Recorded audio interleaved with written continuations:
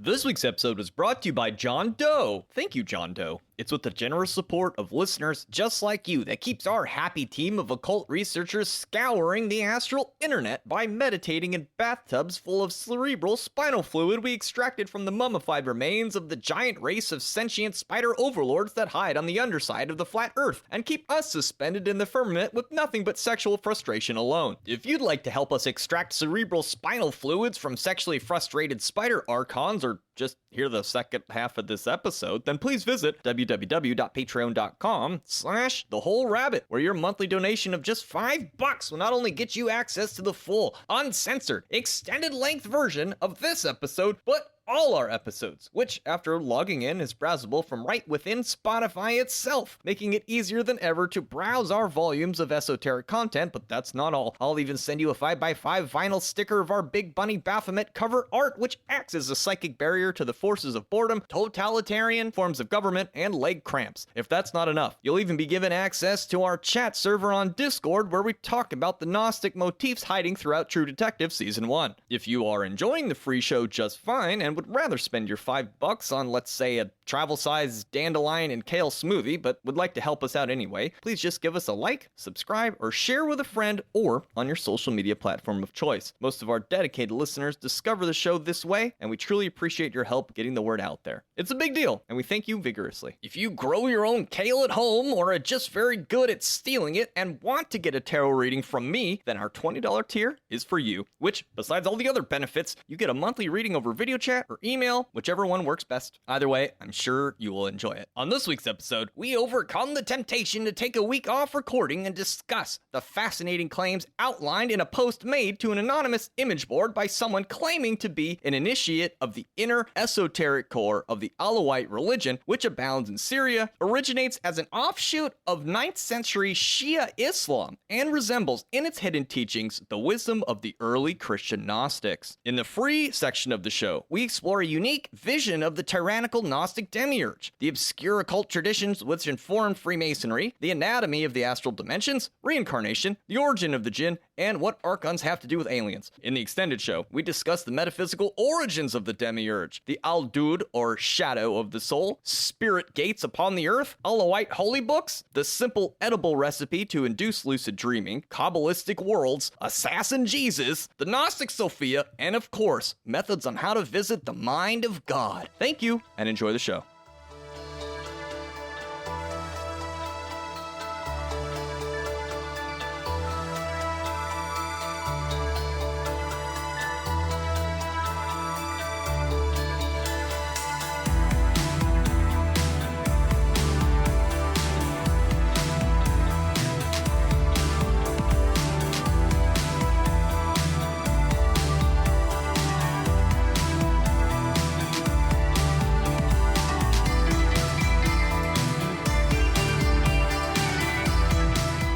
What do you get if you cross Islam and capitalism? What? No more jokes about the prophet.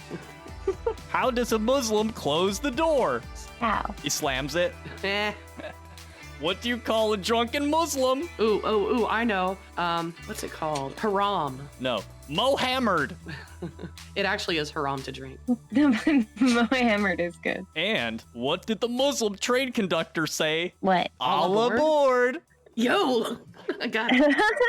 Y'all are getting good at these. Hello, everybody, and welcome to The Whole Rabbit, where we don't just share spooky camp stories posted to anonymous image boards when real life gets too hectic to write a properly researched episode. Nay, we dig our heels in, refuse yet again to take a week off, and hastily begin to explore the claims made by an anonymous member of an esoteric branch of Syrian mystery religion that split from mainstream Islam in the 9th century, because this week we're discussing the Alawite religion, as described by an Ask Me Anything thread found on 4chan by Mari Sama. Thank you, Mari. You're welcome. I'm your host, Luke Madrid, sometimes known as Hack Rabbit. I'm joined this week by the metamystical canine queen, Mari Sama. Greetings, loyal subjects. The minister of the metallic mandala, Malachor 5. Hello to all you three-dimensional beings. And the high priestess of the heretical hokey pokey, Heka Astra. Hello. That's one sacrilegious hokey pokey you do. But it's fun. Okay, full disclosure. The normal time I usually spend working on episodes was totally consumed by visiting the U.S. Embassy in Montreal with Heka Astra. Apparently you need to ask the government before you can just marry someone from Canada. You can't just bonk a lady over the head anymore and take a wife. You gotta ask the government. So I did that. But what if I want to be bonked on the head?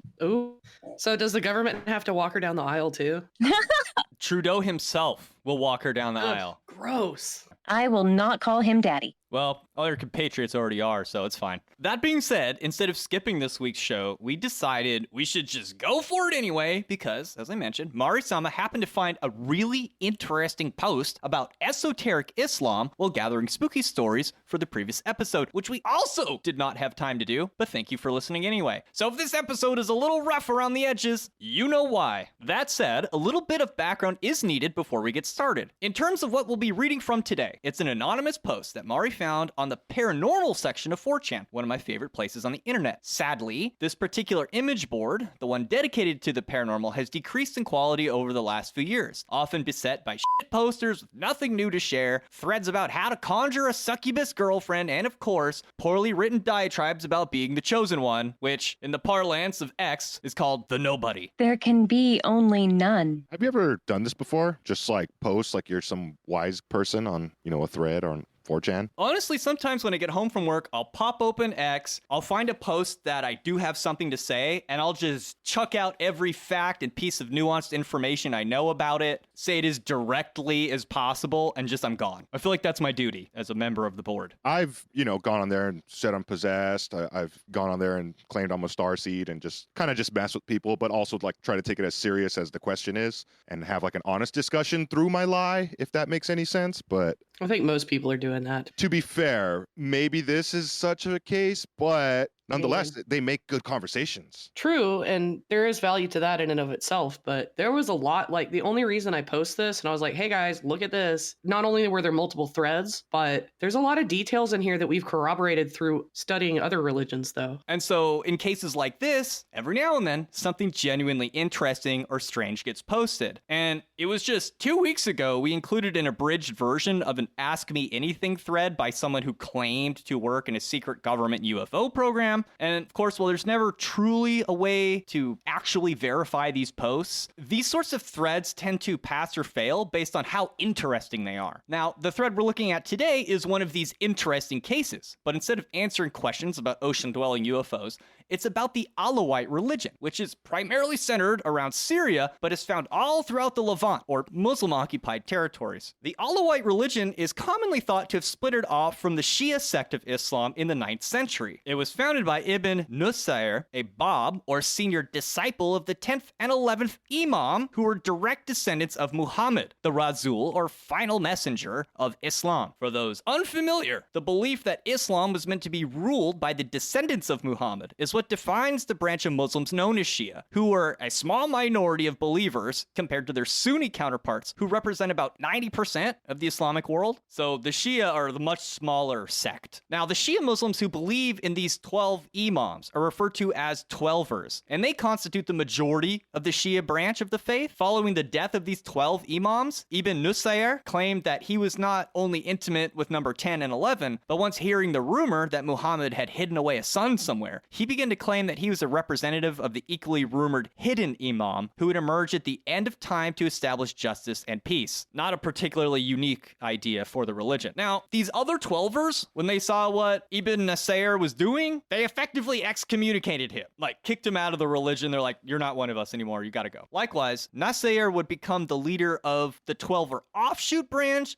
known as the Nusaris, or as they're referred to elsewhere, the Alawites. Today, Alawites are considered gulat, which roughly means extremist or exaggerators, and are basically, from what I can tell, they're like the Gnostics in Christianity. They're a group of early heretics that, according to the mainstream branches of the religion, went way, way off script. Like the Gnostics of Christianity, gulat, even in their various forms, are thought to adhere to a number of common religious motifs which differ from the mainstream religion. And today, the only gulat that have survived into the present are the Alawites. That being said, Gulats often believe that some of Muhammad's Imam offspring are divine beings. They also believe that souls can transmigrate between bodies or even animals, and they have, quote, a particular Gnostic creation myth involving pre-existing shadows, Azila, whose fall from grace produced the material world. And lastly, an emphasis on secrecy and dissociation from outsiders. As such, this makes the early Alawites the early Islamic branch of Gnosticism, which, all things considered, is fairly obscure in terms of the English-speaking world. It's not something that tons of books have been written on. It's hard to find information about it. So the post we're exploring today claims to be from an initiated member of the inner circle of esoteric Alawites. So we'll be planning to go deeper into Gnosticism from the Christian perspective at a later time in other episodes. This will be an opportunity to glimpse what little we can of its incarnation into the Islamic world, which should give us some deeper cuts for further research. I just want to comment here. There's in cults and in like religions that have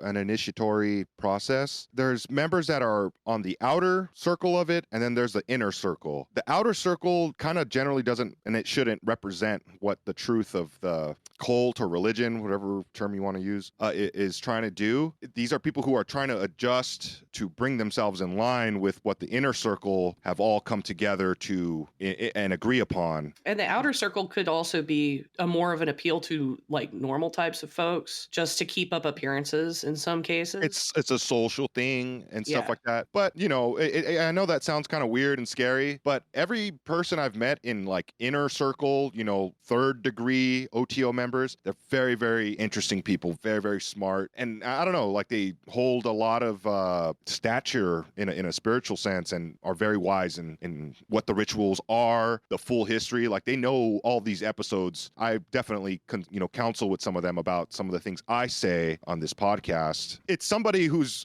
claiming they're from that kind of rank and they're just on the internet kind of like ask me anything. So this sounds really, really neat if it's the truth. This is a secret order, and the reason that he's on 4chan to begin with is because it's anonymous. Because apparently you could be in danger if you let go of these secrets like all willy-nilly like this. So hopefully we're not getting him in trouble. Well, you two bring up some good points that dovetail with the meta conversation about Gnosticism, which is all of these mainstream religions, the Abrahamic ones as well, they have an inner esoteric circle. We talked about this in our Gospels of Thomas episode. It's even in the canonical Gospels that Christ taught something different to his disciples than he did the masses. And what we see here with the Alawites is very similar to Christian Gnostics, where, in a sense, the Gnostics are the base level of Christianity. And they were just pushed aside because the narrow road, the esoteric magical path is for the few. But if you want to be a successful religion, it has to be for the many. And so as time went on, in order to become a religion that encompasses a third of the global population, you have to push Gnosticism aside. What's interesting, though, is that we see it here in Islam as well. And that's not even saying anything of the Merkaba mystics from Judaism, etc. There's Gnostic aspects in Judaism as well. It's just all of these mainstream religions are going to have an esoteric center and even an esoteric outer ring that's been pushed aside. And this is a little bit of both here we're going to be looking at today.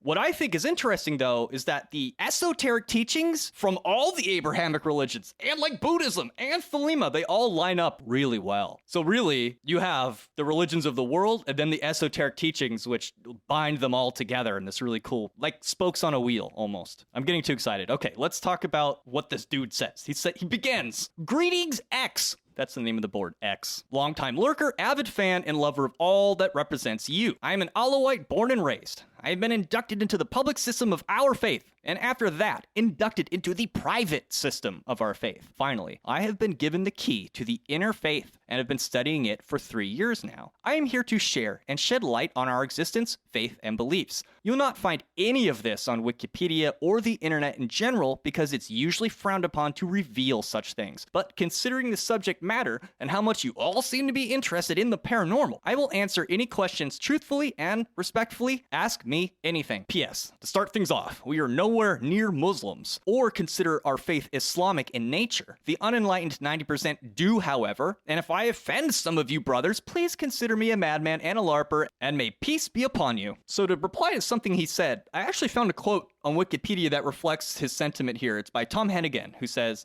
Alawite religion is often called an offshoot of Shiism, Islam's largest minority sect, but that is something like referring to Christianity as an offshoot of Judaism. Alawites broke away from Shiism over 1,000 years ago. I thought that was interesting that, okay, the scholars agree with him here. It's like a totally different faith. That's how long ago they split off. So then somebody asks, How distinct are you from Muslims? we share ancestry in that we live on the same land and intermarry with them. We share blood and DNA and ancestry, but our core belief system views Islam as a philosophical attempt gone wrong. We believe the prophet of Islam to be a manifestation of a trinity. That trinity itself is one of the works of the, quote, Son, who the Gnostics called the Lion. We view this as a little cloud part of a larger cloud of thought manifesting into matter, and as such is nothing but an illusion. We are not Muslim, and we only cover ourselves with a blanket of Islam because if we speak openly about our beliefs, quite literally, as you're seeing in Syria, everyone from every side will behead and murder us.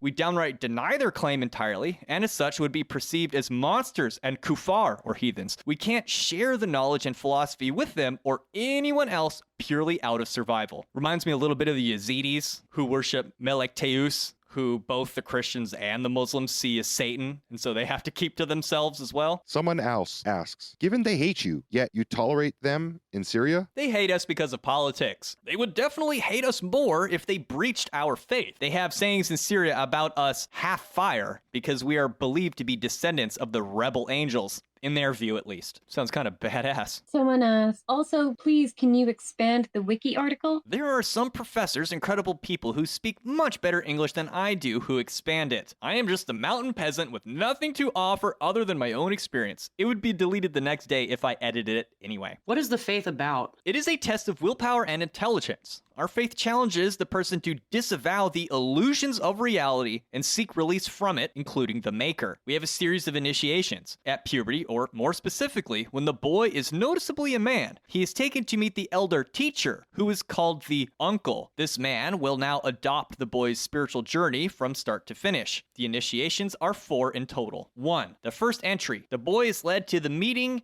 of men and a ritualistic introduction and initiation takes place. Very, very closely related to Freemasonry. You Freemasons will have to verify this for yourselves. Yeah. You know, this uncle, this teacher is a guru. That's the same word. This is the same thing here. It's a guru. That's a great way to put it. It sounds like it. Then he says, number 2, the initiate or man recites the things he is taught throughout the year to this spiritual committee that assigned him the uncle. Then number 3, the third entry is when a man has completed his faith, got married, and learned all the Distur, which is a collection of 16 cryptographically written Arabic verses. They are poetry within poetry. If someone uninitiated reads them, they're just appraisals of the Lord. But if you apply the keys and word replacements, then you reveal the way and the path to the world of thought. Plato's idea cloud, the Akasha, etc. So you get some magical verses, but you have to know the secrets, and then they open the gates of awareness. Sounds pretty cool. Right. It's like how there's some claims that some of Shakespeare's original manuscripts are like, if you have to read them diagonally, even the Shem operation, the 72 angels, it's like reading the Bible in like a zigzag or something like that, right? Or it's a weird pattern you're just overlaying on the original text. So that makes some sense to me. That's what Heka told me the Egyptian hieroglyphs are written in sometimes. Boostrophodenically? In the zigzag? Boostrophodenically. I like Yes. saying it wrongly more, but okay.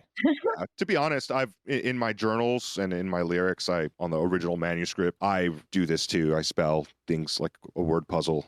Somebody else asks, are there prophets? Yes, but we despise them and dislike them, as they are considered the hands of the lion. And by lion, I mean directly the Gnostic imperfect god. We just call it the lion. So he means Yaldabaoth, Saklath, the blind one, the Demiurge. It's essentially what the Gnostics believed about the God of the Old Testament. He does good and evil. He's not the same as Christ. He's this evil god that created the material world, etc. We've talked about him before, and we will again. He then says, we view all prophets as false prophets, all messages as false messages, of keeping the pure into the cum Umsan Bashari, the human shirt slash body, and as such must be ignored. So to translate, what I think he was saying is those false messages and false beliefs keep people occluded from the truth. They keep us wrapped in matter, stuck in the material world, which is also what the Gnostics believed. Right. I like this, the human shirt, you know, it reminds me of something from Fallout called,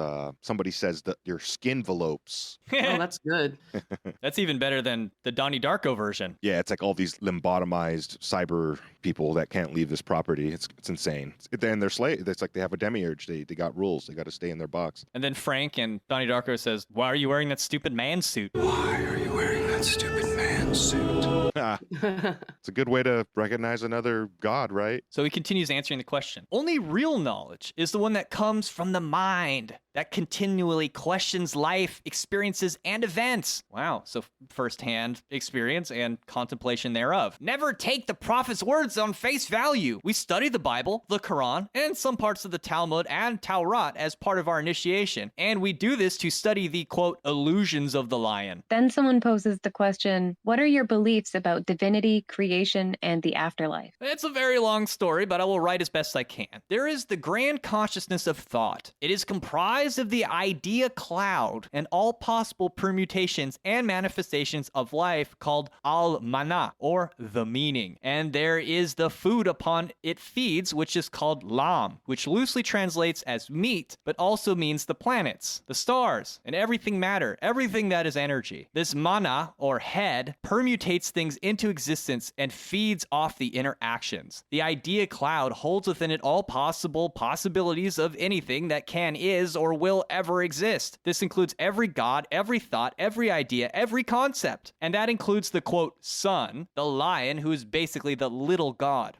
The Demiurge, basically. The little god created us, and it created 7 sultans, archons and gnosis, and they have gates on earth. Every idea cloud has also an opposite, or in Arabic, al-dud, which literally means the contrary, which the Christians and Jews call the adversary. These contraries are also 7 in number, and they have their own significance in those on earth who worship the other side, or Sitra Ara in Kabbalah. So that's like the dark side of the tree of life, full of all those demons we talked about in the Silent Hill episode and the Mandy episode. Especially the bottom 7 spheres, I'm assuming too, because the deepest parts of the, clip off, the inverted tree is probably closer to divinity, and like the upper triad is above the planetary separation of how it's all fitting into the picture, if that makes sense. Well, what's compelling is he makes it sound like these gates are managed by the archons who feed off of our interactions upon each other. And then he mentions like there's the opposite evil gates. So there's like the gates for the bad guys and then the extra bad guys. I don't know. We'll have to continue. Well,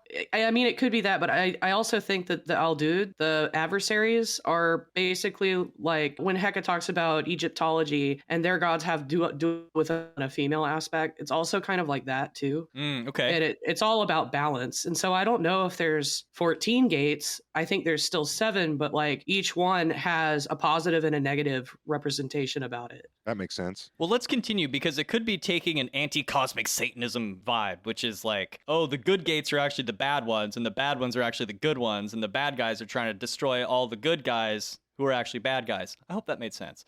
Like, the destroyers are good because they're destroying what is false and illusory, even though the people who are bound to the illusion see them as bad guys. Like in the Matrix. Oh God, my head is spinning. Or like Set.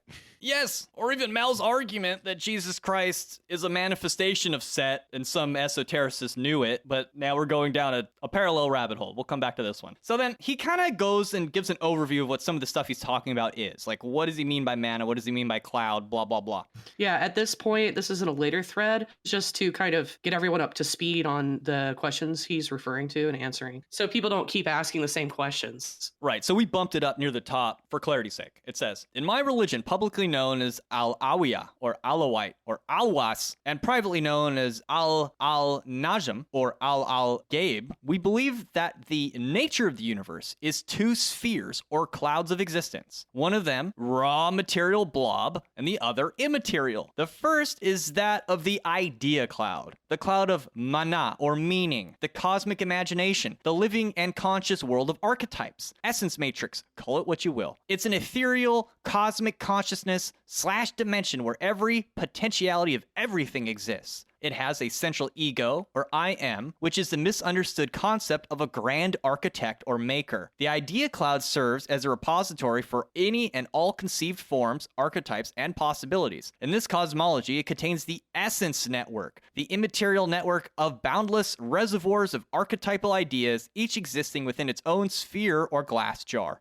The entire thing transcends the limits of space and time. Basically, the thoughts of, quote, God, but not really God, is definitely a creature, though. The middle ground is the one misunderstood as Yesod, or Akasha, the tendril grounds. It is the nexus which connects the first cloud with the second raw, formless cloud. Cosmically vast tendrils extend from the first as they inject into and latch onto the second raw material blob. Think of it as an amoeba eating a ball of iron. The amoeba being the idea cloud in this example, and the ball of iron is the universe of matter. The middle ground happens when the amoeba fully engulfs the ball of iron and starts to prick inside it little needles to feed on it. So he's making it sound like there's the immortal, immaterial, vast, pure energy existence, which is feeding on the material existence that contains all the possibilities in it. It's kind of strange. He then says, these needles are wormholes, tunnels, tendrils that extend from the upper dimension into our own. They pierce through our world and holographically illusion create the universe as we know it. Yes, we peasants of the mountains of Syria wrote about this. Yes, I know how silly that sounds entirely. And these tendrils start seeding information into the world, which create formation. Formation of grandiose celestial objects and movements down to the smallest particles. These tendrils vibrate the song of material 3D world into life. Then there's the second cloud, which is the raw matter, the insanely condensed energy which is collapsed upon itself until an idea cloud comes and expands it with the formations. So far, this type of general concept or cosmology, now within idea cloud 1, there are these archetypal pulsating main big clouds. The Kabbalists call them Sephiroth. They are main veins that pulsate and resonate with potentialities. They serve as the foundation for the manifestations below of pretty much most of diverse matter formations. Within the idea cloud or conceptual clouds, which are not linear or singular, but they are multi-existences. The concept can be explained by an example of an object that I did before with some people I spoke to. I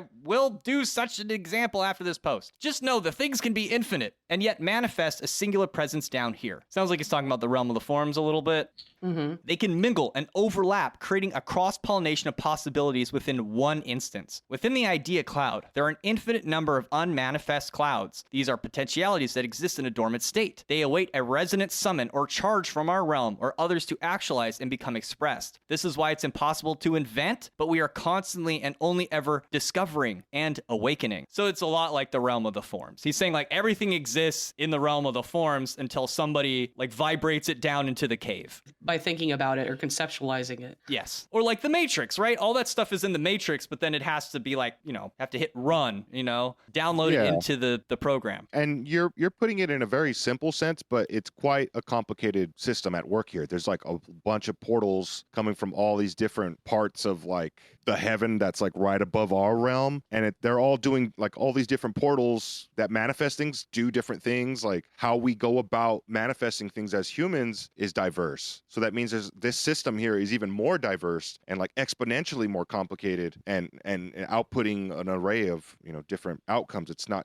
It seems to not just be a one-trick pony. It does a lot of that. And based on our discussions about the Kabbalah, how there's 10 spheres, right? Or Sephiroth, each one has a specific resonant vibration, like different notes on a piano, so to speak. It sounds like that's also true in this giant cloud. Then he says, in the idea cloud, there are points of confluence. These are the interconnections of worlds. This is where information seeps into reality, otherwise known as crossroads. In the idea cloud, there are echoes of previously charged and currently dead clouds. There are countless echoes of archetypal influences that no longer resonate. These echoes contribute to the things long gone, yet memories remain. In the cosmic idea cloud, the ideas oscillate down to earth based on the properties of physics and the 7 sultans, or archons, which govern the existence of 3D material existence. Each in turn becomes a canvas upon which the universe or the making clouds paints its dreams and projects them down through the interplay of these clouds. I know this sounds like idiotic gibberish, but if you have any questions, I can expand on any point. This is just the main gist. I will be using image generators to give a visual equal to all of this. Our belief system has 4 initiations, 2 of them to see if a person is locked into the generic illusion of divinity, and 2 of them for those that break out of that on their own and reject divinity. Yes, reject all forms of divinity. Sounds kind of Freemason up in here. Sounds Gnostic AF. So continuing the thread, another Anon asks, is there a mythology about supernatural beings or events? Well, there are 7 beings that periodically visit the Earth through gates,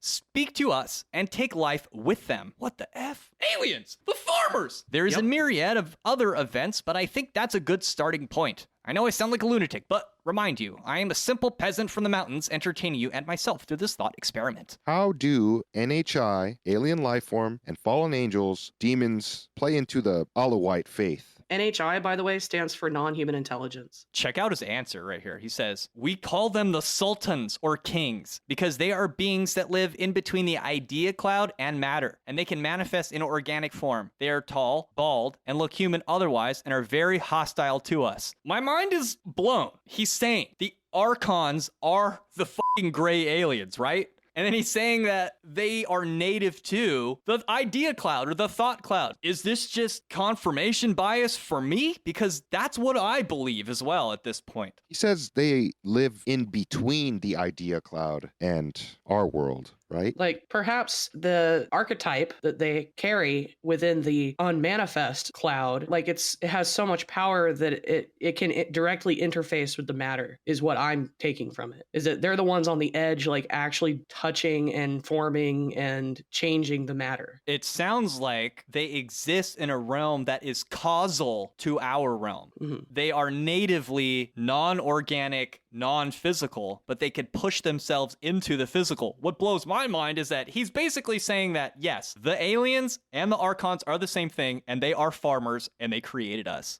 Whoa, my mind is blown. I mean, it's pretty good stuff, right? Someone then comments, people who need to hide their words and act like they are martyred for their words and thoughts are opposite to divinity. I love this because if you go on a big Gnostic tirade, you're going to get the mainstream Christians will say the exact same thing. Apparently, it's the same in Islam. He says, we are not divine in any way whatsoever. In fact, we believe that divinity itself is an illusion made to trap you. We reject, shun, and despise anything that has to do with divinity. There is only the central am in the cloud. If you leave your body, go to the cloud. If you push through all the bullshit clouds of all the major religions, you will find a central point, the central entity. Those who travel know well what I'm talking about. The lion is false. The central entity is real. It is the only divinity. The Jews call it Ein Sof Eier. This guy's after my own heart. I call it the Sophia, but when I met whatever the heck that thing was, I was like, oh, this is obviously whatever the Hebrews call the Ein Sof Eier, the limitless light in eternity. Yep. I'm not having a direct experience of it now, as much as I wish I was, but when I saw that thing, I was like, there's nothing beyond this. Like, this is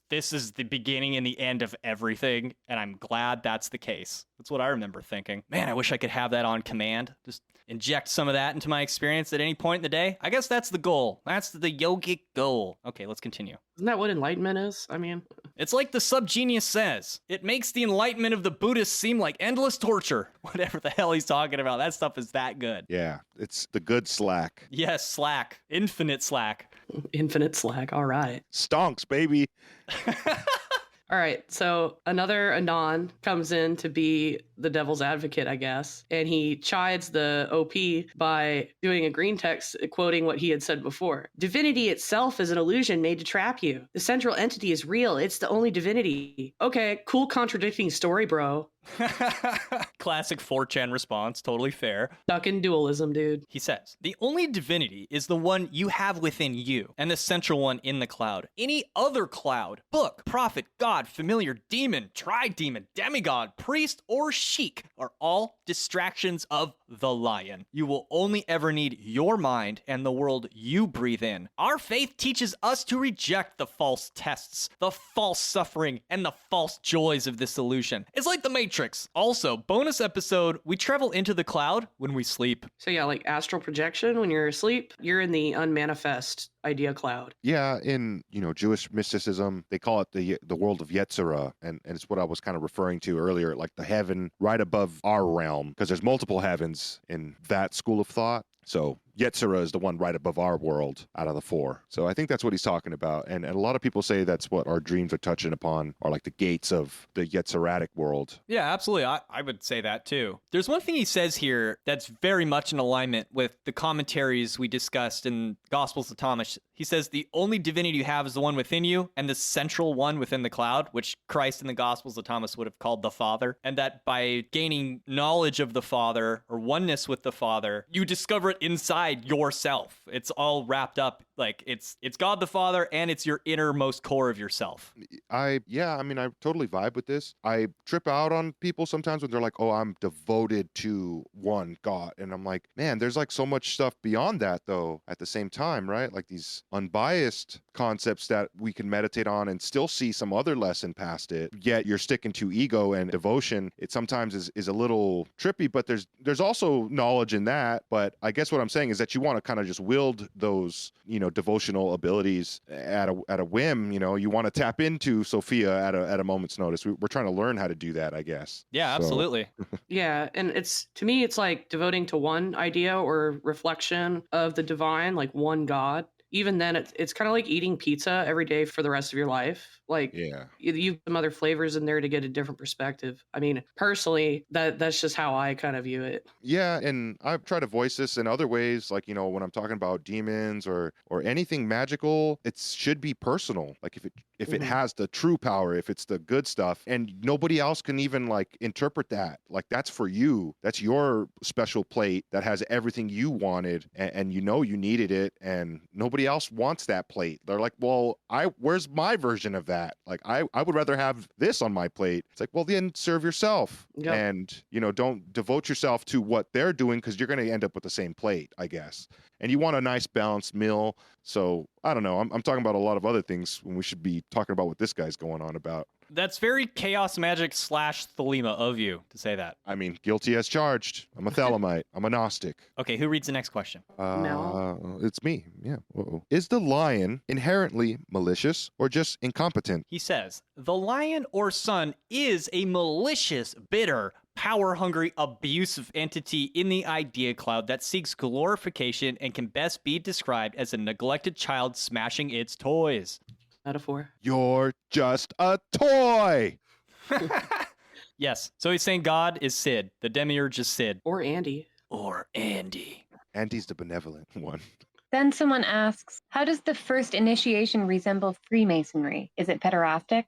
Oh, shots fired! Oh, man. No, you are blindfolded. You are led into the room representing the motion of the sun. You are given wine and are married to your uncle. I mean, after all, we shared everything, you and I. This marriage, while ridiculous and very stupid sounding, can serve as a bond or seal between two human beings to always be confidential with one another under penalty of beheading. It's a covenant. Fun. Doesn't it sound a little bit like the AA? I guess, yeah. It's, what is that? What is it called in there? Are you thinking Alcoholics Anonymous? Yeah. They do something like that, but I was referring to the Thelemic AA. Oh, I don't know about that. So this whole thing about beheading, I've always heard that they shave your hair. Like, you're supposed to... I think you're supposed to cut their head off, but... Well, I think it's all kind of, I don't think it's always literal, but people definitely will do it because people want it to happen, probably. But I think it's a brainwashing thing in secret. When you say you're going to behead somebody in a philosophical or magical sense, I've heard ritualistically in these like secret sects across the globe, it's a lot of the time they'll just shave all the hair off your head or your body. I mean... And they like derank you or something. Humiliation, yeah. Yeah. It's like a hazing thing. I'm sure that happens, but I believe he's probably saying like they'll kill you if they know about what you're teaching and learning about this stuff. But I still like the idea of, convincing someone you're going to behead them, and then you bust out the power shavers and just like... Yeah, I mean, he might be literal in like some legend, but in like, I guess, a modern sense, if we're not so barbaric, that's how you would do it. It's part of the ritual, right? Yeah. Yeah, there's apparently like a Freemason thing where it's like they're telling you, oh, you're going to get your eye taken out and we're going to put a false eye in there. But really all they do is just like tweeze your eyebrows. Ow. It's some funny, but it's like, it's some symbolic like third eye shit, like that symbolism is involved with it. It's kind of cool. If it's just very funny. These guys are all just bored in rooms and lodges making making up shit. He continues, a fun story for you all is that when a Knight Templar used to accompany the pilgrims through the mountains of Syria to avoid bandits on the seaside, some knights resided in the mountains and were initiated into the faith of the Alawite. And they took these initiation rituals back to Europe, where they were vastly mutated and became the regular Freemasonic initiation. It's also mentioned in one Masonic book that these rituals come from the mountains of the Middle East. So he's saying, like, you know that weird gay stuff your uncle gets up to? It's all us, baby. We made it up. And to be fair, you know, we do know that the Knights Templar worked a little bit like that, because during the time when they were persecuted, they had to spill the beans on their private ritual. And that was like, you know, you meet your superior in the order, and maybe he has you kiss his ring or his bum. Maybe you play with his dick a little bit, you know? But that's like your dude. And if you want to get down and dirty with the sexual stuff, you know, just do it with your Grandmaster or whoever else asks you in the order that's your superior. I guess I'm getting a little off point. Because it's confidential between you two. Oh, man. Under oath, right? So this dude is not implying anything sexual, but what we do know of the Knights Templar, it may have, you know, become that way when they adopted it. Yeah. Those Hey, funny dude, Europeans. See this paper, Mr. Templar? Means we could fuck and nobody can talk about it. And you can't say no, or I'll cut your head off. So why don't you take off that helmet? Open your mouth wide for these nuts. All right, guys, let's get out of horny jail here. Oh, yeah. Before the Masons come and lock us up. Bonk, bonk, bonk, bonk. Next, Anon asks, how do you distinguish between false and real? What is real? The only real is what is in the cloud. You need to travel and push through all the false possibilities and dreams that you see in the cloud. Inner thought, deep meditation, or sleep travel. And you must go beyond the lion, beyond God, beyond your God, back to the central point in the cloud, the main central point, and you will know. You will know. Too long, didn't read. Nothing here is real. These are just all manifestations of ideas, the opposite of the multiverse. It's one universe, but the multi-ideas are manifesting here in various complexities. Ignore all illusion. So whatever I experienced during my theophany, you will know. If that thing is real, which I would claim to know is real, when you see it, there's no mistaking it. You're like, oh, that is definitely what everything else is made of. And it's everything like else sucks compared to this, you know? It's like part of the experience, right? Just having that experience, it's automatic. You just will know. Yeah, so there's a part inside of you that knows it already. You've just like forgotten it. But you're instantly brought into like, oh, duh. This is all there is. Oh, thank goodness. You know, thank God all that other shit is fake. Oh my God. I didn't even know how bad it was until I saw something better. Now I'm good now. I've heard some interesting theories about how and why things manifest into this dimension, you know, into the flesh, into the 3D. It's because out beyond this, it's all unified and there's no more ego. There's no more this. And it's kind of like a vacation for some of these spirits maybe to come and experience it. And, you know, it's kind of like a game like, oh, can I get back to heaven after I like manifest it in the 3D? Like for them, it's kind of like fun. That's a weird way to put it, but I've thought about that before. Like, what if it's just boring and they want to just try the game over? It makes sense. It really does. Like once you see the great beyond, you're like, oh, there's nothing that could ever possibly go beyond this. There's no danger of hurting it or threatening it or destroying it or permanently occulting anything from it. It interpenetrates everything. You're just like asleep to it and don't know about it, or you're distracted or whatever. I like to joke. It's like when you get past heaven, it's just like this flat floor with a mop and a bucket with infinite water. And it's just like, you got to make sure all of that is just polished and nice and shiny forever. It's like, that's all you're doing up there. It's smooth, shiny, boring. Is Morgan Freeman there? Oh, I think that's so good. I think that's what the joke is there. God just up there with the mop. Like, welcome. It's fucking boring, dude. Oh, it's me. Somebody else asks, do you know the origins of your religion? Can you tell me some of the history? I'm interested in the answer here. He says, yes, it goes back to the syncretic practices of Sumerians? Whoa. And the 7 Ensi that lived there, Sumerian priests. They were exiled from there and resided on the seaside, and they started mingling and dabbling in gate work. There are literal gates that can be opened and closed. And they basically created the faith. As time progressed, people always adopted the big blanket religion that was the big main thing at the time. They did so to avoid murder and annihilation. But we, at our core, are anti-religion. I can even walk you through the ruins of Syria, one by one, and explain them to you. We are an 11,000-year-old religion of anti-religion. I think that's interesting. He brings it back to Sumeria after everything we've just talked about with the eagle and the serpent, and we didn't plan this at all. So kind of fun. Because, like, if we just stop and think about it for, like, 2 whole seconds, Thems is obviously the Archons, right? Those gods of the Sumerians and all that. They made us so we could serve the gods or make bread or whatever it is you want to believe. And so their religion is just like, yeah, fuck those people. Fuck the farmers. Fuck Archons. Fuck all their stupid plans and machinations for us. They're bullshit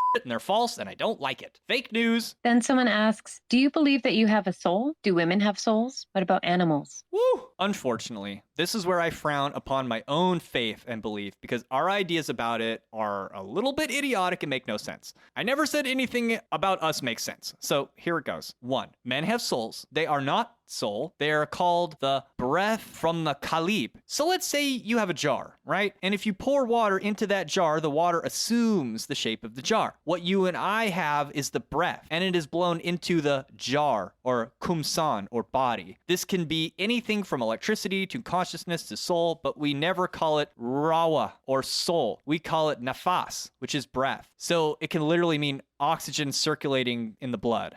This is interesting because this is exactly how I see the soul as something that is poured into us, and we are like our bodies are not the thing. Well, it dovetails well with other Gnostic ideas and, of course, Genesis, where the Elohim or God or the Demiurge or whoever breathes the neshama into us. So that part makes sense. Yes, that part makes sense, and it goes well with the story we've been told by everyone. Okay, then he gets to point number 2. He says, women, and this is the idiotic part, they're a bastardization of the men's breath. So when a man dies, he is shattered into smaller pieces, which creates, well, a woman. Yay to all of you out there who want to be a cute femboy girl, because when you die, you will become one. Sounds hot. He's been looking at the other boards, I can tell. Is that what Jim Morrison's talking about when he says break on through to the other side? Okay, the number 3, he says, the problem gets more idiotic with animals and insects. Apparently, if you aren't good at holding your breath, meaning you don't spend your entire life traveling out of your body and strengthening your breath outside your body, if you don't astrally project loads and get used to the idea, when you die, you will either shatter into 2 women, oh no, or an even worse case scenario, you will shatter into many smaller fragments or aspects, creating the animals, insects, and rodents of the world, called Mamzukin. Mamzukin. Zaboomafoo. Zaboomafoo. That has to be a magic word because I had the word Zuboomafoo repeating in my brain for like a week straight. Oh no. Never even seen that little lemur bastard. But anyway, this is an interesting idea. Y'all remember Boogie from Nightmare Before Christmas? Yeah. Think about it. He was just a bunch of bugs. And he thought he was the king, didn't he? And everything in his world was ruled by chance. And it was unfair. It was an unfair game. Well, why was he fighting Krampus or Santa Claus? Same picture. I don't know.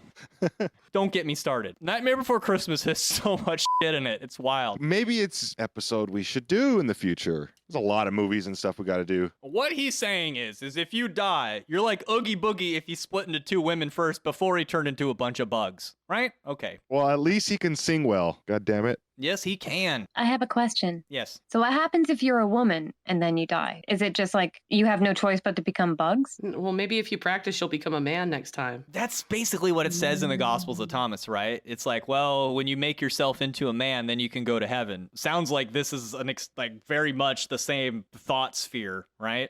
So, I mean, you could take what he's saying and separate it from like physical body, sexes, and apply it to gender of soul, and it makes more sense. Yeah.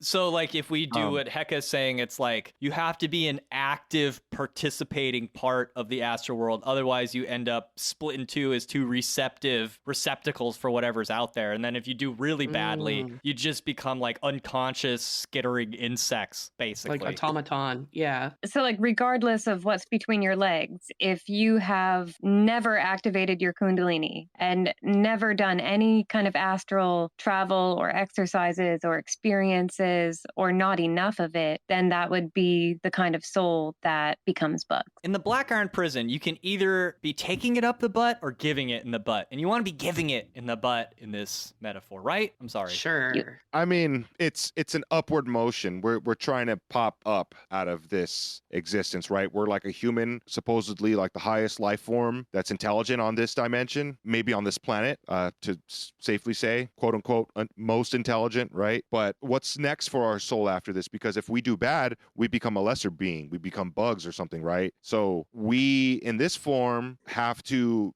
use we can't use our passive soul to get out of this. We have to use our active. Your mind. We have to use our active. We have to use it and not be like completely receptive. We have to go up kind of through into the next heaven and probably beyond that, like an arrow. And that's what Crowley's talking about in Liber Samek. It's this whole like Sagittarius arrow path, middle pillar if you want to get into crazy rituals. But to remove the prison sex from the metaphor, you don't want to be slack-jawed just watching whatever's on the television. You want to be making your own content. You want to be an active participant in the universe instead of just a passive receptacle where you fall asleep and fall into samsara or dukkha, as the Buddhists would call it, or you become possessed by the world. You know, the lion eats the man and becomes the man. It's better to be the man that eats the lion, not the other way around. I guess because that passive nature is just inherent. Like that's the nature of inheritance, right? That's like default for most people. It's passive stuff. So you have to do things beyond that and balance it with that passive nature that we have existing. So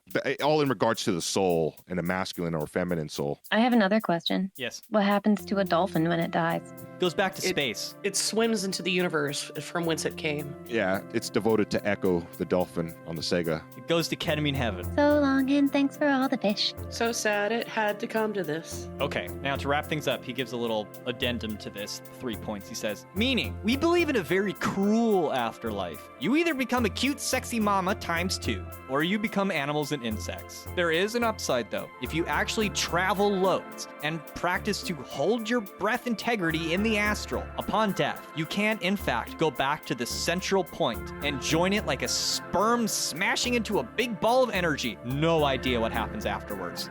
I had an experience like that. You would. I had a dream like that. What if you'd like to hear more from the Alawite Ask Me Anything thread, which continues by talking about the gates, the lies of the Abrahamic texts, the illusion that the lions create, Satan. We love Satan. The fallen angels, the archons, the demiurge, spirit travel, and much, much, much more. Then please visit www.patreon.com/thewholerabbit, where your monthly donation of just $5 will not only get you the entirety of this episode, but the entirety of all our extended episodes would stretch back before the 20s. But not only that, I'll send you a high-quality vinyl 5x5 sticker of our Big Bunny Baphomet cover art, guaranteed to confuse your neighbors and friends who see it. But not that, and only that, you will also get access to our Discord server, where you can talk to us about clouds and dubious lions. Thank you, everybody. Eat carrots and shoot lasers. Pew, pew, pew.